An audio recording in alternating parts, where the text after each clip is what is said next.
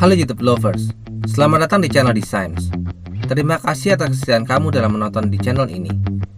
Dalam channel Designs, kita akan membahas tentang perkembangan peradaban manusia serta kejadian-kejadian unik yang pernah dialami planet kita tercinta ini secara sains.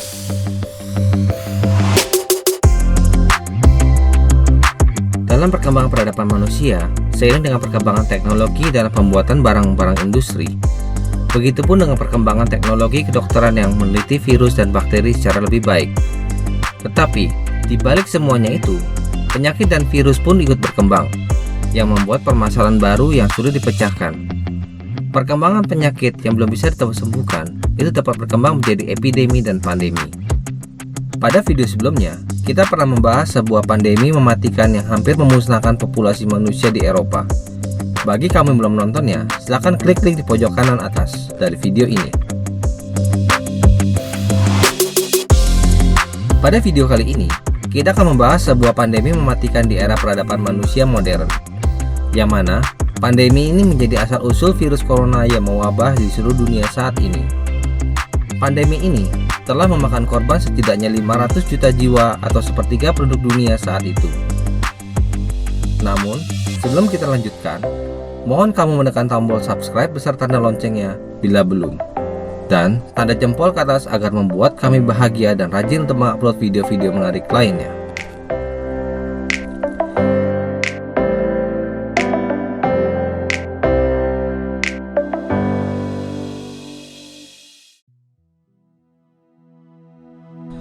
Virus corona yang menghebohkan dunia beberapa bulan ini sebenarnya pernah terjadi lebih dari 1 abad yang lalu, sekitar tahun 1918. Saat itu, tentara Amerika baru saja menyelesaikan pertempuran Perang Dunia Pertama. Terdapat ribuan tentara Amerika saat itu dikirim pulang untuk kembali pada keluarganya.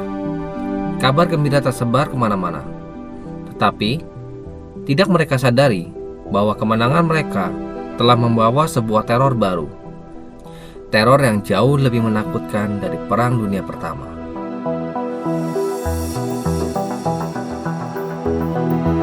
Sebuah penyakit flu aneh telah menelan ribuan nyawa tentara tersebut beserta keluarganya. Kemudian menyebar ke negara-negara sekutunya, Prancis, Jerman, Inggris, dan negara-negara tetangganya. Hari demi hari, penderita flu ini semakin banyak, hingga rumah sakit tidak mampu lagi menampungnya. Para dokter tidak habis-habisnya berpikir bagaimana penyakit flu yang biasa dianggap sepele berubah menjadi sebuah monster yang sangat buas.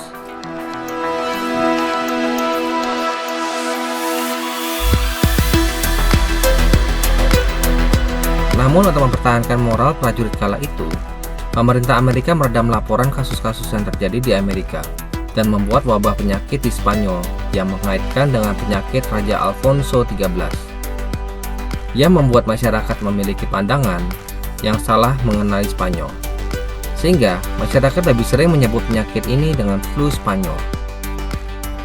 Data historis dan epidemiologis tidak memadai untuk mengidentifikasi dengan pasti asal geografis pandemi ini.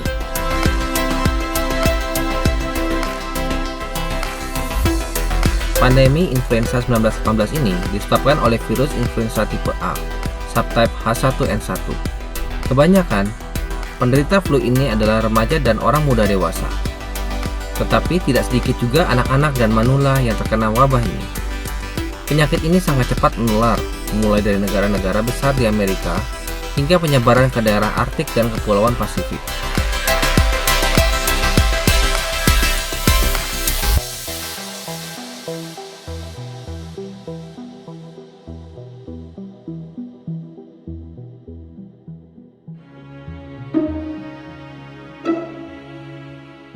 Diperkirakan, saat itu penyakit ini telah menelan 50-100 juta jiwa orang yang meninggal di seluruh dunia.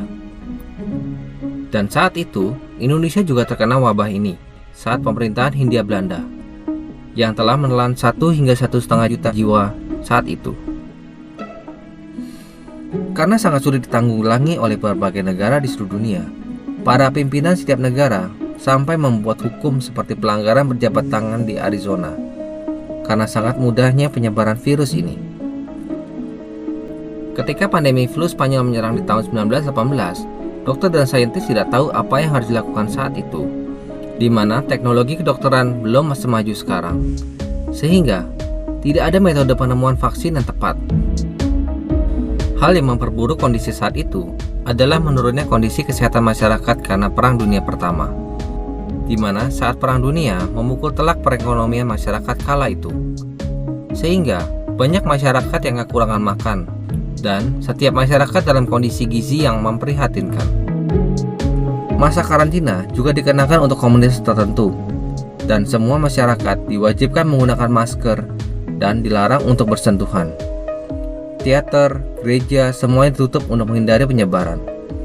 Hal itu kira-kira mirip dengan apa yang terjadi saat ini, ketika pandemi corona mewabah dunia ini.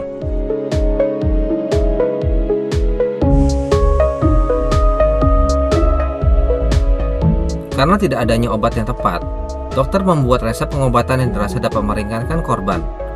Temuan obat baru juga dikembangkan. Salah satunya adalah aspirin yang dipatenkan oleh Bayer. Berdasarkan jurnal Medical America, kala itu setiap orang diwajibkan untuk mengkonsumsi aspirin sebanyak 30 mg per hari, yang mana itu menjadi toksit dalam tubuh. Aspirin menghambat pembentukan hormon dalam tubuh. Gejala keracunan aspirin antara lain meliputi hipertensi, dehidrasi, mata berkunang-kunang, badan lemas, hingga sesak napas.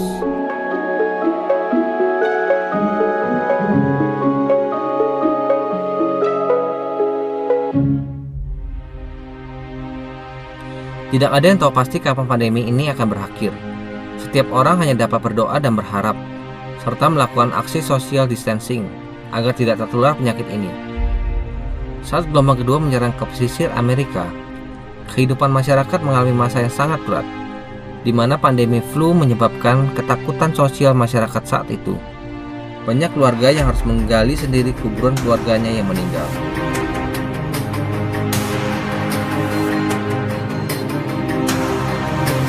Flu juga berdampak pada perekonomian.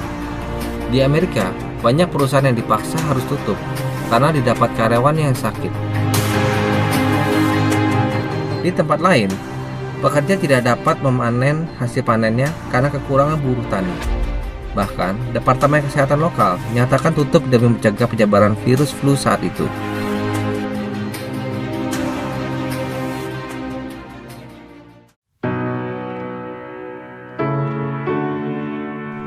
Banyak orang-orang bertanya saat itu, kapan semua ini akan berakhir?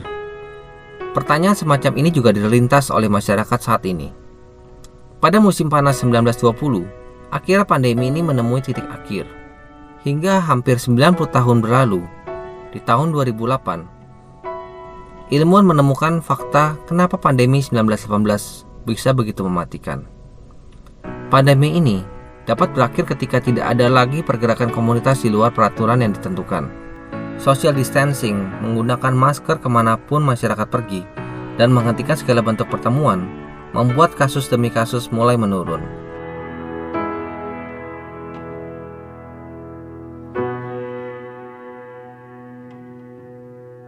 Wabah ini pernah sekali terjadi muncul pada tahun 2009 hingga 2010.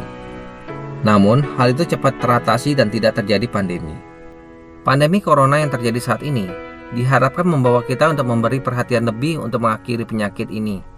Dan pandemi flu 1918 akan selalu menjadi hal menarik untuk dibahas. Sehingga, pandemi flu 1918 menjadi pandemi flu yang tak dapat terlupakan dalam peradaban manusia modern.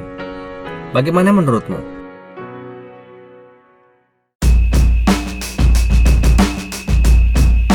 Silahkan tuliskan komentarmu di bawah seputar pandemi flu 1918 atau flu Spanyol ini. Atau berikan juga saranmu apa yang sebaiknya dapat kita lakukan untuk menghadapi pandemi flu COVID-19. Serta jangan lupa untuk menekan tanda like bila kamu menyukai video ini dan share video ini ke seluruh sosial media kamu agar semakin banyak orang-orang yang menonton di channel ini. Terima kasih sudah menonton.